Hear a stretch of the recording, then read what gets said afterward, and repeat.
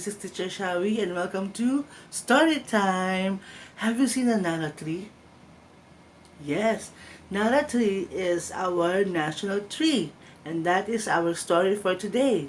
The legend of Nara tree or ang alamat ng narang puno. Ang alamat ng Nara. Ikinuwento ni Segundo D. Matias Jr. at iginuhit ni Gani Madueño. Ang makabagong alamat na ito ay tumutukoy sa pinagmulan ng puno ng Nara at kung bakit ito ay matayog, matibay at matatag. Sa pagkasalaysay, ito ay binagbibigay pansin sa akto ng magandang katangian katulad ng kagitingan, katapangan, pagkasakripisyo, kadakilaan, pagkamakabayan at nasyonalismo. Ang alamat ng puno ng Nara.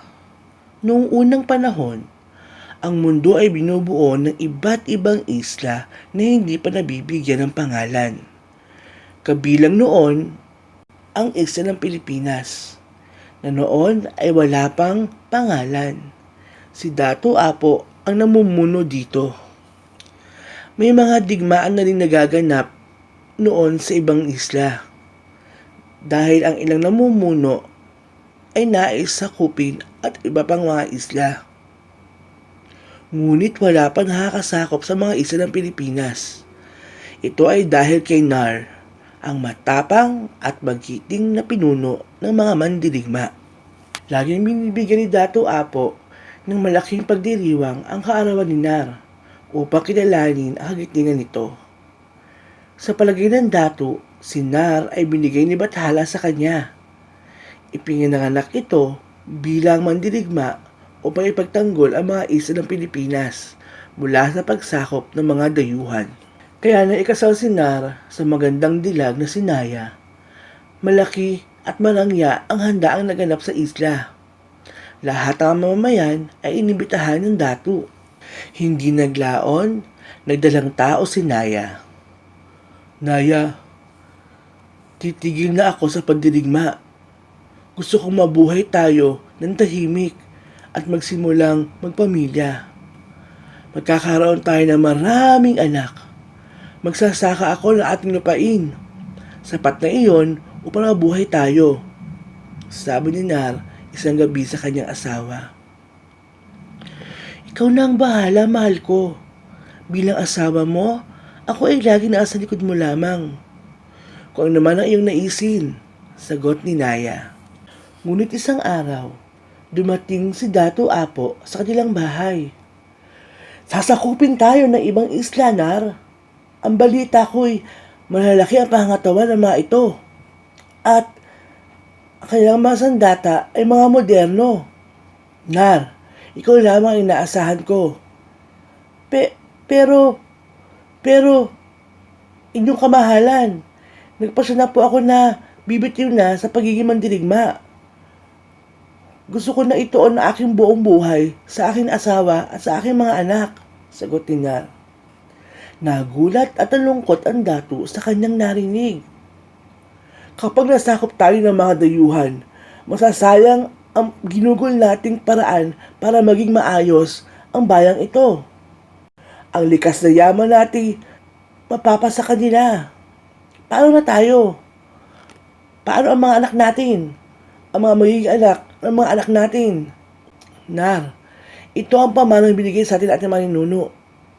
Noon pa man, ay pinaglaban na nila ito sa mga taong gustong sumakop dito. Kapag nagpasakop tayo, hindi na tayo magiging malaya. Nar, kailangan ka ng bayang ito. Pakiusap ng Dato. Baka nakakalimutan mo, sa isang mandirigman tulad mo, ay binigay ni Bathala. Una, ang kalayaan ng mga islang ito kaysa pamilya. Malumanay pero may diin ang sabi nito. Narinig ni Naya ang pinag-uusapan ni Nar at ang Dato. Ikaw ang dapat magpasya, Nar. Dumating ang takdang araw ng digmaan. Nagpasya si Nar. Mahal ko, tama ang Dato. Kailangan ako ng ating bayan. Ibinigay ito sa ating ni Bathala Kaya kailangang pagyamanin at pagtanggol ko. Naiintindihan ko ang iyong pasya, sagot ni Naya. Ito marahil ang huling pakikipaglaban ko, mahal ko. Pagsapit ng takip silim, ako ay babalik at ipinapangako ko. Masusupil namin ang mga dayuhan. Hintayin mo ako sa aking pagbabalik. Hinaplos ni Nar ang tiyan ng kabiyak. Darating ang araw na ipagmamalaki ako ng aking mga anak.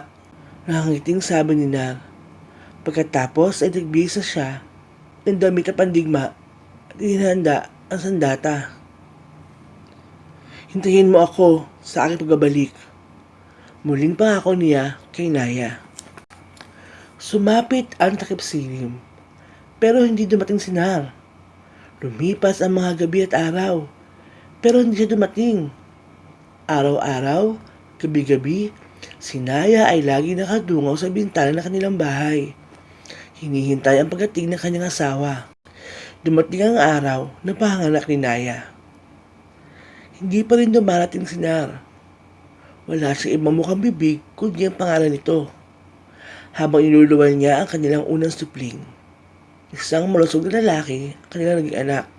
Isinunod niya ito sa pangalan ni Nar.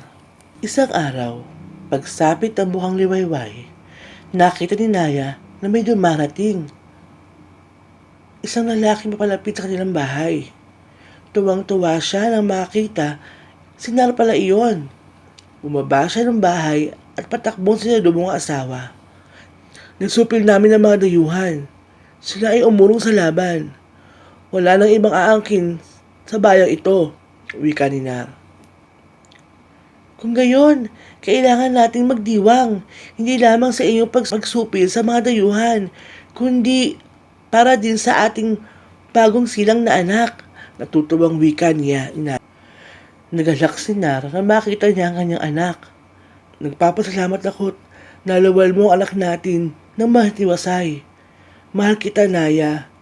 Mahal ko kayo na aking anak. Nang sambitin ni Mar ang salitang iyon, napaluhod ito at napadapa sa sahig. Nar!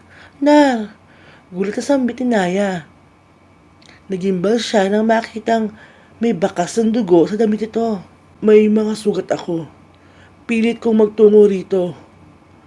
Nangihinang sabi ni Nar. Hindi ko maaaring talikuran ang pinangako ko sa iyo at sa aking anak, Naya. Hindi napigil ni Naya ang napaiyak. Hindi na magtatagal ang buhay ko.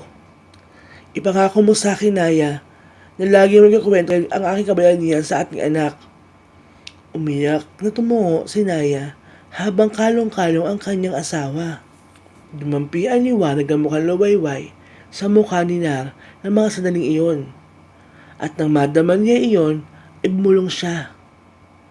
Para sa lupang ito, para sa susunod pang mga henerasyon, at sa inyo ng aking anak, inaalay ko ang aking buhay. Nangiting pumikit si Nar. Ang mga labi ni Nar ay inilagay sa pinakamataas na bundok, at ang lahat ng mamamayan ay nag-alay at nakiramay. Sinilayan sa huling pagkakataon ang magiting at naman dirigma nagtanggol sa mga isla. Doon din inilibing si Nar, suot ang dugoang damit. Hindi naglaon, may tumubong puno sa lugar na pinaglibigan ni Nar. Lumipas ang mga taon, lumaki iyon ng napakatayog. Kahit anumang bagyo ang dumating, ang mga katabing puno ay nabuwal na, pero hindi ang punong iyon. Tinawag nila itong Nar. Tinawag nilang Nar ang puno dahil sa taglay nitong tibay, kagaya ng magiting na mandirigmang si Nar. So that's it for today. I hope that you enjoyed our Legend of Nara 3. See you next time. But please, if you have comments or suggestion, please write down below. And don't forget to share, like, and subscribe. And of course, don't forget to click the bell button so you will be notified every time I uploaded a new story or video. Till next time, bye-bye!